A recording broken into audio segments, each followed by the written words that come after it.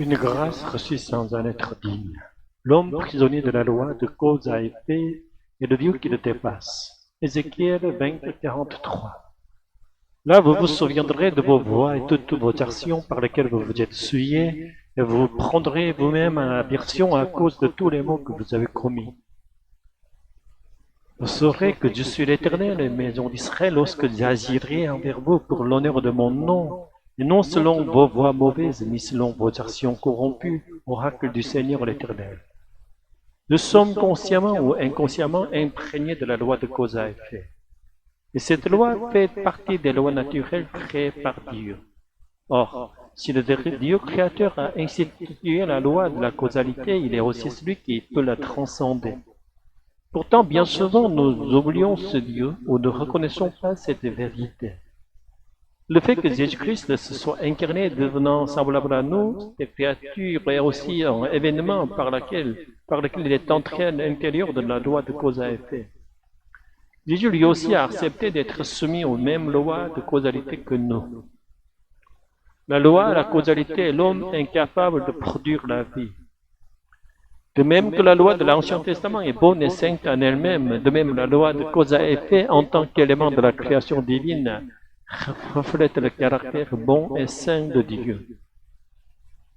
Mais tout comme nous sommes incapables d'observer la loi par nos propres forces, nous sommes aussi incapables de vivre pleinement selon le caractère saint de Dieu.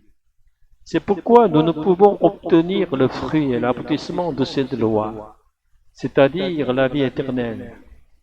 Cependant, dès le commencement, Dieu ne nous a pas créés pour que nous observions seuls la loi, ni pour que nous marchions seuls sur un chemin exemplaire de causalité. Nous avons été créés pour devenir le peuple d'Emmanuel, un peuple qui vit toujours avec Dieu. C'est seulement en demeurant avec Dieu, même en respectant la loi et la causalité, que nous pouvons devenir membres du royaume éternel de Dieu. Quand Dieu est exclu, la malédiction de la loi est la mort éternelle. Si nous respectons la loi et la causalité tout en excluant Dieu, alors nous ne pouvons que tomber sur la malédiction de la loi et sur le pire chemin de causalité, c'est-à-dire la mort éternelle. Pourtant, nous ne réfléchissons presque jamais au fait que c'est nous-mêmes qui avons exclu Dieu de notre cœur. Au lieu de cela, face aux souffrances de ce monde et à la mort qui nous attend, nous en venons à nous plaindre de Dieu, à sombrer dans une résignation amère. Le texte de méditation d'aujourd'hui est tiré d'Ézéchiel chapitre 20. La 7e année après la déportation du roi Joachim en Babylonie, 591 avant Jésus-Christ, les anciens d'Israël vinrent retrouver Ézéchiel. Il vivait en exil sans temple ni synagogue, sans lieu où rendre un culte à Dieu. Ils vinrent donc de demander s'il leur était permis d'adorer les idoles babyloniennes, afin de s'attirer la faveur du souverain de Babylone. Ils se présentèrent comme des anciens pieux, tout en demandant en réalité l'autorisation de pratiquer l'idolâtrie. Une histoire ininterrompue d'idolâtrie et la patience de Dieu. Dieu ordonna à Ézéchiel de reprocher à ces anciens leur idolâtrie, ainsi que celle de leur père. Israël avait servi les idoles, non seulement lorsqu'il était esclave en Égypte, mais aussi après avoir reçu le salut de l'Exode. Et cela presque sans interruption pendant près de 1000 ans, jusqu'à la déportation à Babylone, servant à la fois Dieu et les idoles. Dieu avait donné la loi par l'intermédiaire de Moïse au mont Sinaï, afin qu'Israël abandonne les idoles d'Égypte et prenne la loi comme règle de vie. Il avait particulièrement établi le sabbat comme signe du peuple sauvé.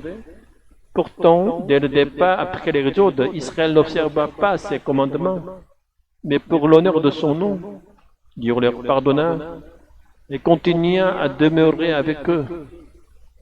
Cependant, la première génération sortie d'Égypte, qui convoitait encore les idoles égyptiennes, ne fut pas exemptée du jugement et ne put entrer dans le pays promis.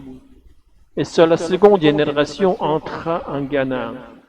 Ézéchiel rappelle cette longue histoire de désobéissance aux anciens Même après l'entrée en Canaan, le peuple continua d'élever des hauts lieux, d'offrir des sacrifices devant les arbres et de brûler de l'encens selon les coutumes ancestrales, commettant ainsi le péché de l'idolâtrie.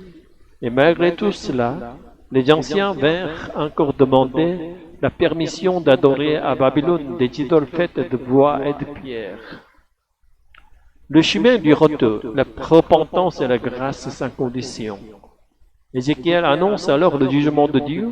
Ils subiront un jugement semblable à celui de la première génération de l'Exode, retourner à la poussière dans le désert. Mais de manière surprenante, un retournement intervient au verset 40. Ceux qui entendent cet avertissement et décident de ne suivre que Dieu adoreront Dieu sur la montagne sainte à Jérusalem, et Dieu promet de recevoir leur culte avec joie. Il promet aussi de les délivrer des nations où ils ont été dispersés et de les ramener dans la terre d'Israël, la terre promise. Oui, Dieu ne laisse pas sans jugement son peuple qui désire davantage la gloire du monde que Dieu lui-même. Il ouvre toujours un chemin de repentance. Il accorde une occasion de revenir. Si nous saisissons cette occasion, tous nos péchés sont pardonnés et nous pouvons jouir des bénédictions éternelles préparées par Dieu. Le mot hébreu traduit par repentance signifie revenir, shuv. Avant toute chose, il s'agit donc de revenir à Dieu. Alors seulement, nous en venons à haïr notre péché et à nous prendre nous-mêmes en aversion pour les avoir commis. Mais bien souvent, nous nous concentrons davantage sur cette seconde étape et oublions l'élément essentiel, aller vers Dieu. C'est ainsi que nous comprenons mal la repentance. Le Saint-Esprit, lorsqu'il nous sauve du péché, nous rappelle d'abord notre péché et éveille la culpabilité. Mais son but fondamental n'est pas de nous accabler, il est de nous pardonner et de nous rendre libres du péché. Souffrir à cause de notre péché est juste, mais ce n'est qu'une étape intermédiaire en vue de retourner vers Dieu. Rester roulé dans la culpabilité nous le ramène tout au tas dans les gouffres du péché. Par le sang de Jésus, nous sommes des pécheurs pardonnés sans aucun mérite. Dieu reconnaît comme juste ceux qui, bien que pécheurs, croient en Jésus-Christ. Nous devons croire cette déclaration et nous avancer vers Dieu. Un péché ne peut se tenir devant Dieu que pour recevoir une sentence de mort. Mais nous, par la grâce du sang de Jésus, sans prix, sans raison, nous avons goûté au fruit du salut. Si nous restons enchaînés à la loi de cause à effet, nous ne pouvons accepter cette main du salut. Nous soupçonnons même cette grâce d'être une tromperie, tant le don est démesurément grand. Celui qui est véritablement son péché et se tient en aversion pour l'avoir commis est prêt à quitter la causalité pour recevoir cette grâce étonnante. Alors, lorsque le Saint-Esprit entre en nous, selon la grâce du sang de Jésus, nous passons par la porte de cette grâce et entrons dans le royaume de la vie éternelle. Alléluia, Amen.